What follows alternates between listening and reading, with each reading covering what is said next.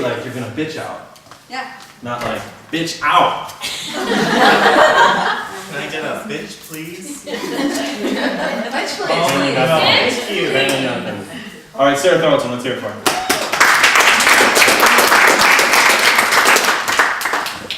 This first one I read last week, but I want it on tape, so I'm reading it again. Is this the sucker punch one? Yeah. Okay. Is that okay with you? Whatever you want to do. This is called Stripper Sucker Punch. Question. Do you really own your sexuality if a man is paying you for it? Answer. Yeah. It's not like the man is taking it home. He pays to look at it, to admire, to indulge in his fantasy, and to appreciate the mere minutes of excitement he feels when a naked woman is present. Side note, selling your body and admiring your body are two different things. It amuses me that you're defending such a tasteless remark, which unfortunately for you, just points out your own lack of tastefulness. And how contradicting for you to deem my reaction to that comment as ridiculous. It clearly upsets you when other women conform to the expectations and opinions of society, and yet you're telling me how to react to such an asinine remark. I know women have far more to offer this world than their bodies. You do not need to state such a manifest. In fact, I would like to focus on the way you're trying to be so noble in preaching to me about a woman's sexuality being exploited. Is this your calling? Are you trying to open the eyes of the ignorant? Do you really even care? My guess is no. And seeing that you really don't give a shit about me, maybe you should just keep your fucking mouth shut. Or maybe you're just worried that I'm giving the rest of you vaginas a bad rep. In which case, you're acting on selfishness, and that makes you just as bad as I am.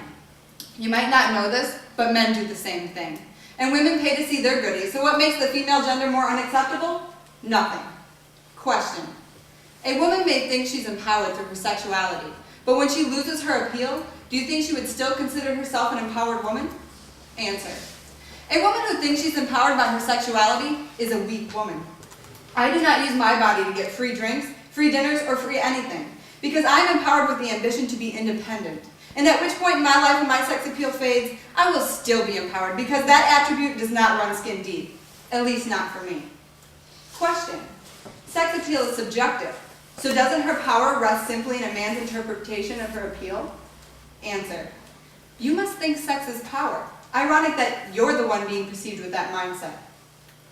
Interesting for you to feel the need to inform me that everyone present found it stupid that I was offended by the utterance of true idiocy, as if I cared what you and your little followers might think of me. And in case this is not clear, all of you could disappear and it would make no difference to me. None of you have ever said anything worth remembering or just worth anything at all. But the obvious thing here is how you, unlike me, do care about what others think of you. I'm assuming that's why you chose to question my blog, because you wanted to show me somehow that you actually had reasoning for the stripper poetry comment, for which you didn't have sufficient support. Oh well, your weak argument makes mine that much stronger.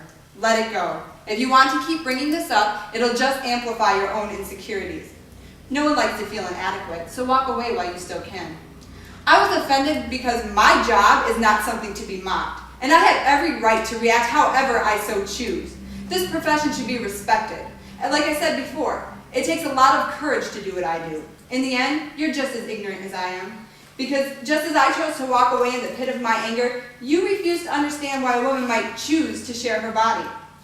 I would like to repeat that it's a woman's choice to be an exotic dancer. You claim that this patriarchal society breeds men to be rapists. Most look at women as nothing more than meat. I would like to remind you that you have a boyfriend. Another contradicting aspect to your pretty little face. Oh, and try not to confuse confidence with ego boost just so you can justify your own low self-esteem. The reality is that this is my choice. You don't have to like it. I didn't ask you to like it, and frankly, your opinion matters nothing to me. After I'm done wasting my time setting you straight, I will be done with you. You can try to combat me with some more of your psychobabble and forgotten vocabulary, but you will get no further response from me. I have said all I needed to say. Oh, and I wanted to thank you for being so cowardice to confront me via email instead of in person. It gave me plenty of time to think about all this, so I could come back and sucker punch you in the face. The fact that you sought me out in the first place is just baffling. Maybe I am a threat to you. So much that you felt the need to check out my MySpace profile? I don't know why. You have nothing I want or don't already have. The only thing we have in common is Tyler, and I love him so dearly that I pray he can see through your devious, want to be more intelligent than you really are, picking fights only because you like the sound of your own voice, sad, pathetic excuse for what a real woman is. And as for stripper poetry being a real genre, as you so claim, I can only assume you know this from personal experience, which makes for a hilarious picture of you and your toothpick figure dancing naked while rhyming words pass through your lips. Good to know that you weren't just making that up.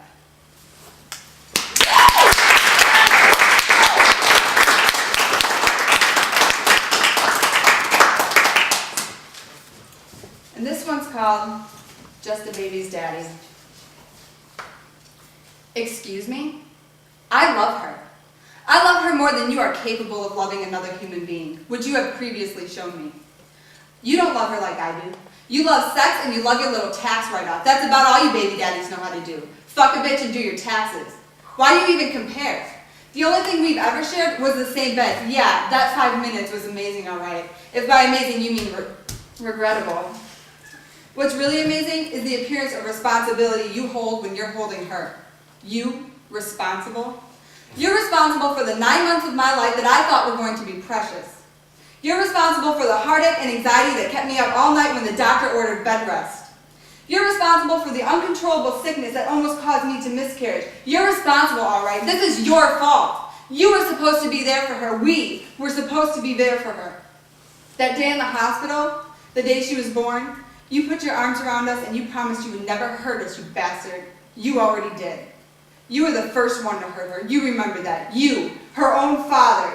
You were the first to break her heart, and don't you forget it. Don't you forget the whore you let break up this family. Don't you forget it. You take her now only because you know it breaks me down. And she is your spiteful ammunition. You don't love her. You love her to hurt me. But she doesn't have your lack of intelligence. She knows who looks after her. She knows who provides for her, and she can feel who loves her. She knows. And when she gets older, she'll know what a statistic you've become. Another baby's daddy who can't catch up, pay up, or live up to his daughter's expectations. The only thing you know how to do is give up, and she knows that too. She knows all these things that she was never supposed to know. All these things that she was never supposed to see. All these things she was never supposed to hear. But I will love her unconditionally, and you will love her when you have time. She is my daughter, I am her mother, and you are just a baby's daddy. Woo!